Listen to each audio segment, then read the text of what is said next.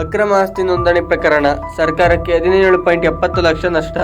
ಶ್ರೀರಂಗಪಟ್ಟಣ ಉಪನೋಂದಣಾಧಿಕಾರಿ ವಿರುದ್ಧ ತನಿಖಾ ವರದಿ ಸಲ್ಲಿಕೆ. ಮಂಡ್ಯ ಜಿಲ್ಲೆಯ ಶ್ರೀರಂಗಪಟ್ಟಣದ ಉಪನೋಂದಣಾಧಿಕಾರಿ ಜಿ ಮಂಜುದರ್ಶಿನಿ ಅವರು ಅಕ್ರಮ ಆಸ್ತಿ ನೋಂದಣಿ ಮಾಡಿ ಸರ್ಕಾರದ ಬೊಕ್ಕಸಕ್ಕೆ 17.70 ಲಕ್ಷ ನಷ್ಟ ಉಂಟು ಮಾಡಿದ್ದಾರೆ ಎಂಬುದು ತನಿಖಾ ವರದಿಯಲ್ಲಿ ಸಾಬೀತಾಗಿದೆ. ದಸ್ತಾವೇಜುಗಳ ನೋಂದಣಿಯಲ್ಲಿ ಕ್ರಮಬದ್ಧವಲ್ಲದ ನೋಂದಣಿ ಮಾಡಿದ್ದಾರೆ ಹಾಗೂ ನೋಂದಣಿ ಶುಲ್ಕ ಮತ್ತು ಮುದ್ರಾಂಕ ಶುಲ್ಕ ಕಡಿಮೆ ಪಡೆದಿರುವುದು ಕರ್ತವ್ಯ ಲೋಪ ಎಂಬುದನ್ನು ತನಿಖಾ ತಂಡ ಪತ್ತೆ ಹಚ್ಚಿದೆ.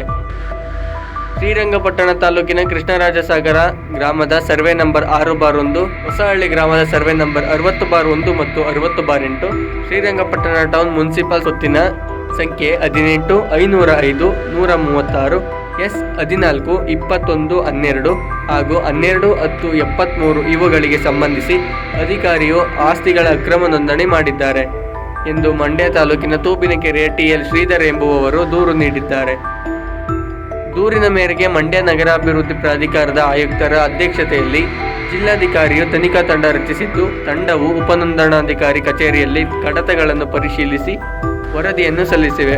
3 ಪ್ರಕರಣಗಳಲ್ಲಿ ನಿಯಮಗಳನ್ನು ಉಲ್ಲಂಘಿಸಿ ಕರ್ತವ್ಯ ಲೋಪ ಎಸಗಿದ್ದಾರೆ ಎಂದು ವರದಿಯಲ್ಲಿ ತಿಳಿಸಲಾಗಿದೆ. ಮೊದಲನೇ ಪ್ರಕರಣದಲ್ಲಿ ಮಾಲೀಕತ್ವಕ್ಕೆ ಸಂಬಂಧಿಸಿ RTC ಕಾಲಂ 9ರಲ್ಲಿ ಮನೆ ಜಾಗ ಎಂದು ನಮೂದಾಗಿದ್ದರೂ ದಾಖಲೆಗಳನ್ನು ಪರಿಶೀಲಿಸದೆ ದಸ್ತಾವೇಜು ನೋಂದಣಿಗೆ ಸಂಬಂಧಿಸಿ ನೀಡಲಾದ ಮಾರ್ಗಸೂಚಿಗಳನ್ನು ಪಾಲಿಸಿಲ್ಲ.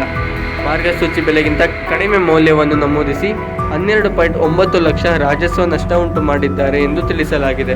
ಎರಡನೇ ಪ್ರಕರಣದಲ್ಲಿ ಜಂಟಿ ಮಾಲೀಕತ್ವದ ಆಸ್ತಿಯನ್ನು ಕ್ರಯ ಮಾಡುವಾಗ ಸೂಕ್ತ ಮಾಲೀಕತ್ವದ ಬಗ್ಗೆ ದಾಖಲೆಗಳನ್ನು ಪರಿಶೀಲಿಸದೆ ನೋಂದಣಿ ಮಾಡಲಾಗಿದೆ. ಕರಾರಿನ ಮೌಲ್ಯಕ್ಕಿಂತ ಕಡಿಮೆ ಮೊತ್ತ ನಮೂದಿಸಿ 3.24 ಲಕ್ಷ ರಾಜಸ್ವ ನಷ್ಟ ಉಂಟು ಮಾಡಿದ್ದಾರೆ. ಮೂರನೇ ಪ್ರಕರಣದಲ್ಲಿ ಕ್ರಯದ ಕರಾರು ಮೌಲ್ಯಕ್ಕನುಗುಣವಾಗಿ ಕ್ರಯ ನೋಂದಣಿ ಮಾಡುವಾಗ ಕಡಿಮೆ ಮೊತ್ತ ನಮೂದಿಸಿ 2.37 ಲಕ್ಷ ರಾಜಸ್ವ ನಷ್ಟ ಉಂಟು ಮಾಡಿದ್ದಾರೆ ಎಂದು ವರದಿಯಲ್ಲಿ ತಿಳಿಸಲಾಗಿದೆ.